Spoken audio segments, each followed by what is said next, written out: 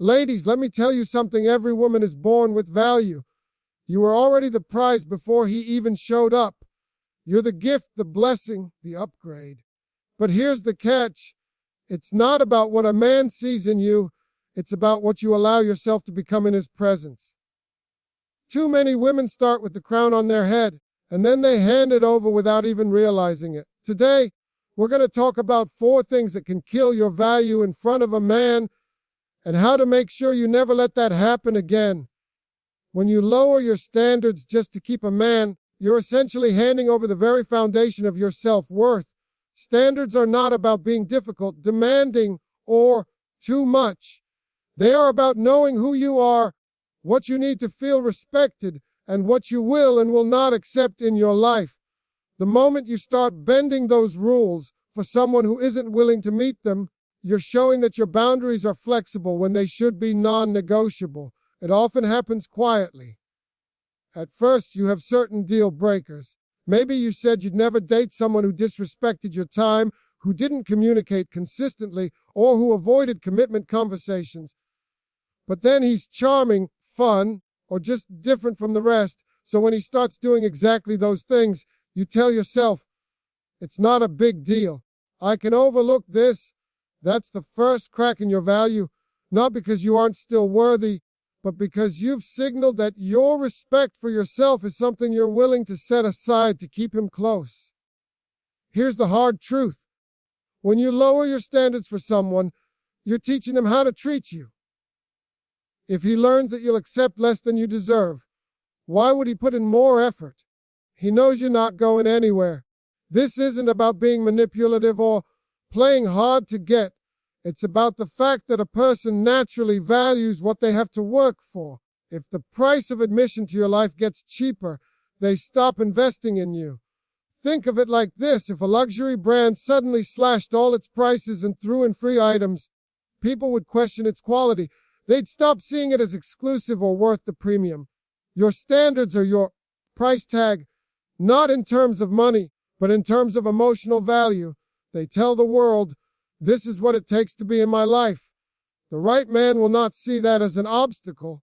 He will see it as an opportunity to rise to meet the kind of woman he admires. Many women fall into the trap of thinking that lowering their standards is a sign of being flexible, patient, or understanding. They tell themselves they're giving the relationship a chance to grow.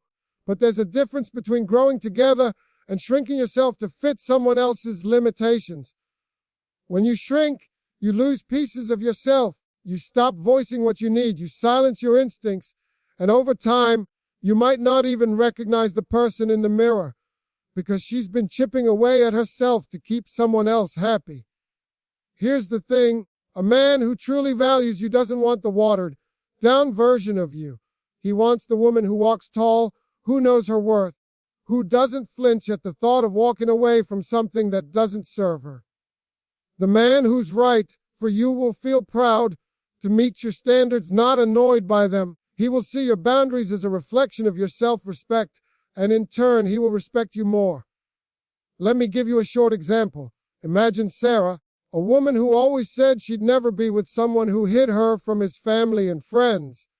She meets David, who makes her laugh and feels exciting to be around. But after months of dating, he still hasn't introduced her to anyone close to him. Sarah starts to feel uneasy, but instead of bringing it up or holding her boundary, she convinces herself he just needs more time. A year later, nothing has changed. She's in the same place, except now she feels insecure and wonders if she's the problem. But here's the truth. David learned early on that Sarah would compromise her standard if he gave her just enough attention to keep her hopeful. And because she let that slide, he never felt the need to step up. The lesson: once you lower your standards, it's incredibly hard to raise them again in the same relationship because you've already taught that person what they can get away with. The only way to maintain your value is to stand firm from the start. If something violates your core boundaries, you address it, and if it doesn't change, you're willing to walk. That's not being cold, that's being clear about your worth. In love, the right man will rise to meet the woman who refuses to settle, and the wrong man will fall away the moment he realizes she won't lower her bar. Both outcomes are a win because either way you keep your crown. When you spend your energy chasing a man, you unknowingly hand over the power in the relationship. Chasing changes the natural balance between two people because it shifts you from being the chooser to being the pursuer. And here's the truth. In a healthy relationship, your role is not to convince someone to want you. Your role is to decide whether they are worthy of your time, love, and energy. When you start chasing, it often means you've slipped into a place of trying to prove your value rather than simply owning it. A man who truly wants to be with you will make it known. You won't have to decode mixed signals, chase down his attention, or constantly fight to be a priority in his life. When you chase, you create an uneven dynamic where one person is running while the other strolls, and the more you run, the slower they move. It's human nature to value what you earn and work for. When someone doesn't have to work for you because you're the one putting in all the effort, they stop feeling the need to invest. The deeper problem with chasing is that it often comes from a place of fear. Fear of losing them, fear of being alone, or fear that you won't find someone else. That fear drives you to act in ways that betray your natural worth. You start rearranging your schedule to fit theirs, overthinking every message, giving too many second chances, or tolerating poor communication because you hope that if you just hang in there, things will get better. But love built on chasing isn't love. It's exhaustion dressed up as commitment. When you are the prize, you understand that a relationship is an addition to your life, not the foundation of your self-esteem. You don't chase because you know that being chosen by the wrong person is worse than not being chosen at all. You focus on building your own happiness, growing your own life, and letting the right man step forward because he sees your value, not because you dragged him into place. Chasing also changes how a man sees you. At first, he may enjoy the attention because it feels flattering, but over time, that dynamic can turn into a lack of respect. If you are always the one initiating, following up, making plans, and proving yourself, it removes the mystery and excitement. Relationships thrive when both people contribute to the pursuit.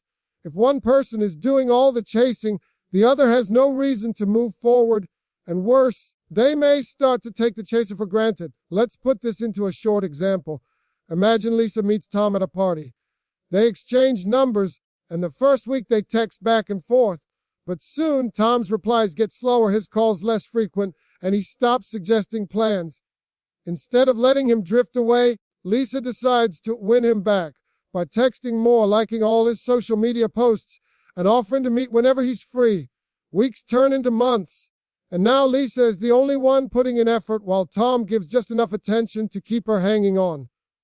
The more she chases, the more distant he becomes, not because she isn't a great woman, but because she's taken away the need for him to choose her. If Lisa had stepped back the moment she noticed his effort fading, one of two things would have happened. Either Tom would have stepped up to keep her in his life, or he would have faded away completely. Both outcomes would have saved her time and energy. But by chasing, she gave him all the benefits of her attention without requiring any real investment from him. The lesson here is simple. You are not supposed to run after someone who's walking away from you. When you chase, you send the message that their presence in your life is more important than your own peace of mind. The man who truly values you won't make you guess, won't make you chase, and won't let you feel like an afterthought. He will meet you halfway, if not more. The right energy isn't, how do I get him to want me? It's, he's showing me he's worthy of me wanting him. When you embrace that mindset, you flip the dynamic back in your favor. You're no longer exhausting yourself to earn someone's attention. You're standing firm in your worth, allowing space for the man who truly wants you to step forward.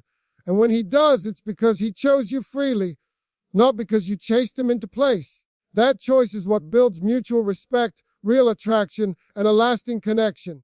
One of the easiest mistakes to make in a relationship is slowly letting go of who you are until everything in your life revolves around the other person. In the beginning, it might feel like love is supposed to be all-consuming. You want to spend all your time together. You talk about him constantly.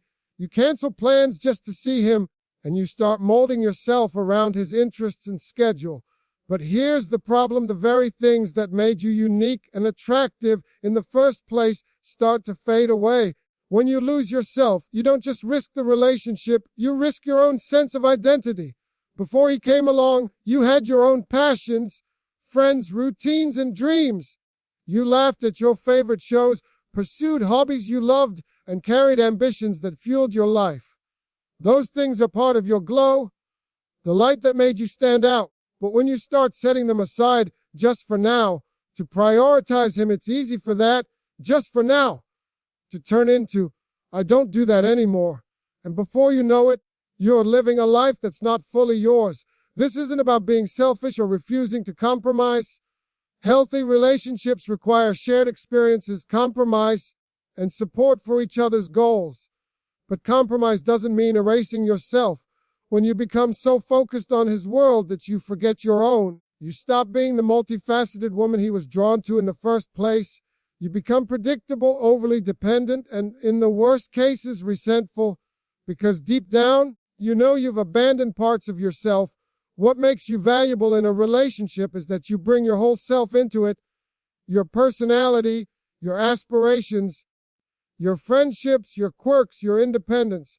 A man doesn't fall in love with you so you can disappear into his life. He falls in love with you because of the life you already have.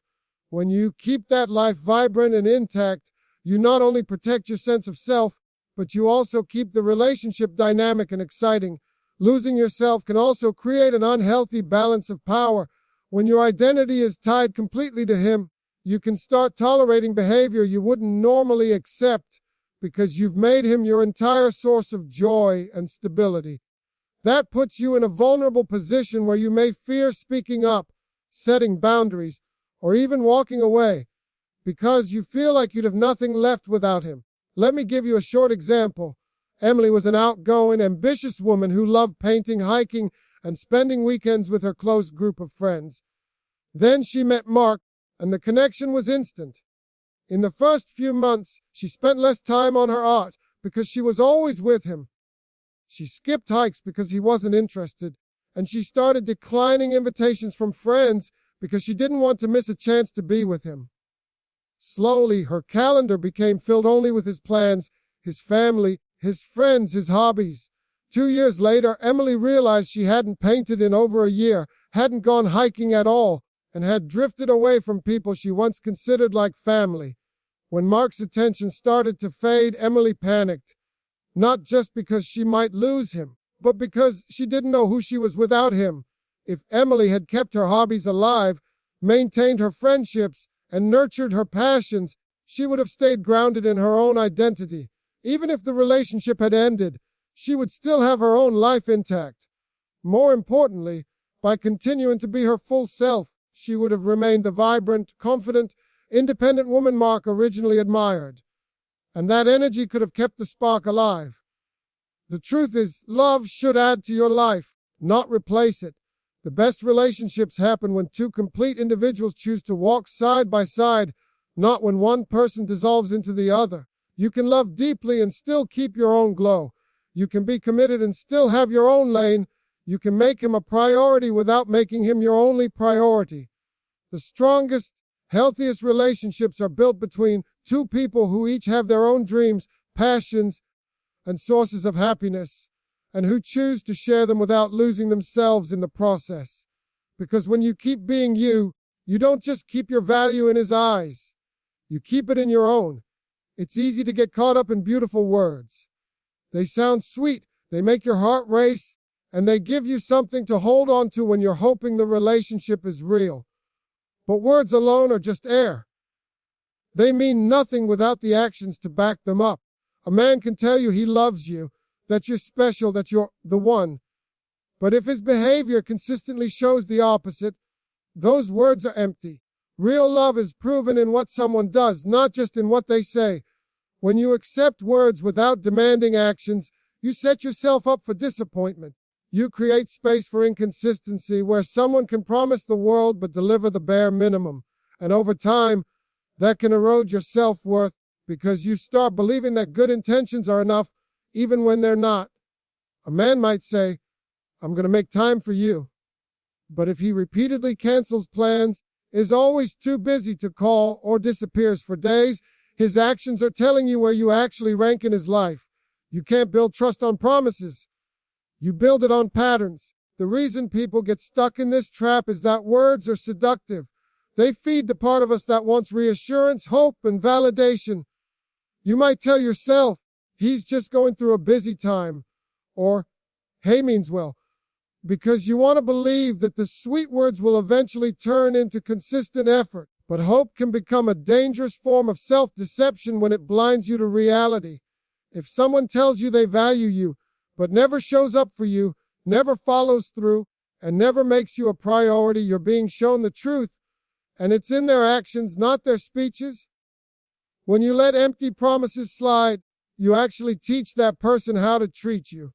If they learn that they can say the right things without having to do the right things, they have no reason to change. Why would they put in more effort when they're already getting your attention, your time, and your forgiveness without it? Consistency is how you reinforce your value. If you make it clear that your trust, love, and commitment have to be earned through reliable actions, you filter out the people who are only there for convenience or ego boosts. This doesn't mean expecting perfection. People can make mistakes, have off days, or need to be reminded of something important.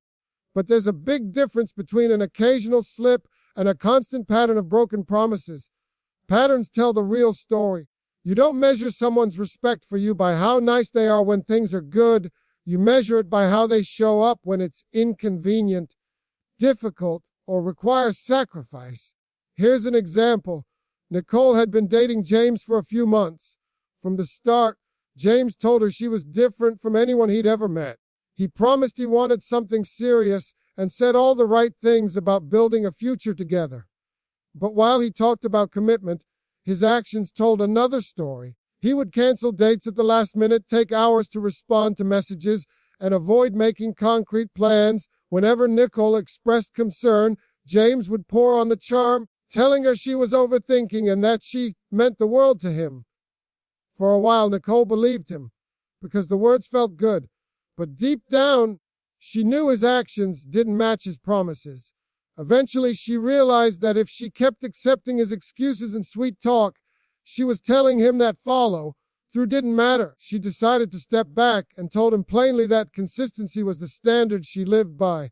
James faded out soon after, and that was the proof she needed. If he couldn't match his actions to his words, he was never going to. Nicole's story shows the power of holding people accountable to their own promises. When she stopped accepting charm in place of commitment, she protected her self-respect and made space for someone who could truly deliver. That's the mindset you need. Believe patterns, not promises.